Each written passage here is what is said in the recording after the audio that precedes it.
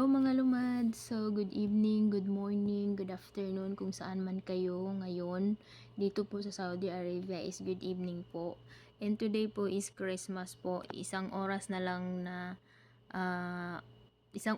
po talaga mag-Christmas na dun sa Pinas. But dito po time check is 7:23 pa sa kagabion mga lumad, no? So, mag-Christmas naman mga lumad. So, I'm here to greet you a Merry Christmas to all my subscribers and followers and my family, my son, my cousin, my nephew, my niece, my friend, and sa di wala pa nakasubscribe sa ako ang channel, you can visit me on Lumad TV and to my social media sa ako ang Facebook. You can also follow me daily si Lumad. So, plano ko na akong i-change into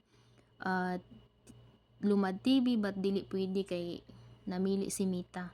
So mga lumad, gusto ko lang talagang mag-thank you sa inyo from the bottom of my heart na thank you sa patuloy na sumusuporta sa akin, sa channel ko, and sa aking Facebook. And yeah, ito lang masasabi ko mga lumad kasi nga mayroon po akong experience na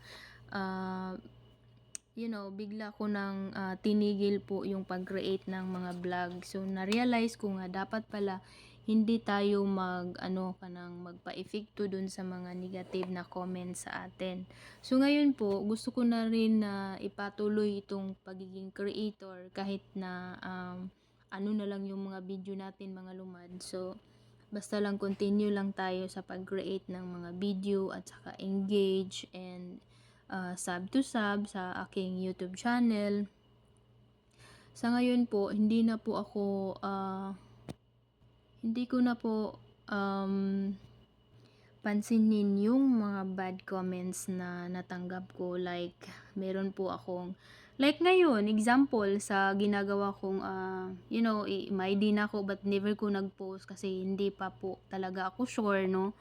So, sa side ko naman, happy naman ako doon na meron po talagang tao na always tumatawag sa akin. Like, everyday, no? Kay bisag na siya sa work, naghatag siya og oras na tawagan ako. So, that time na-meet na ko siya, wala pa ko ni-ask og permission na pwede ba ko mag-screenshot. But sa nag 1 month na ni-ask na ko niya permission na pwede ba ko mag-picture with you kay ganahan ko mag-make memories of you.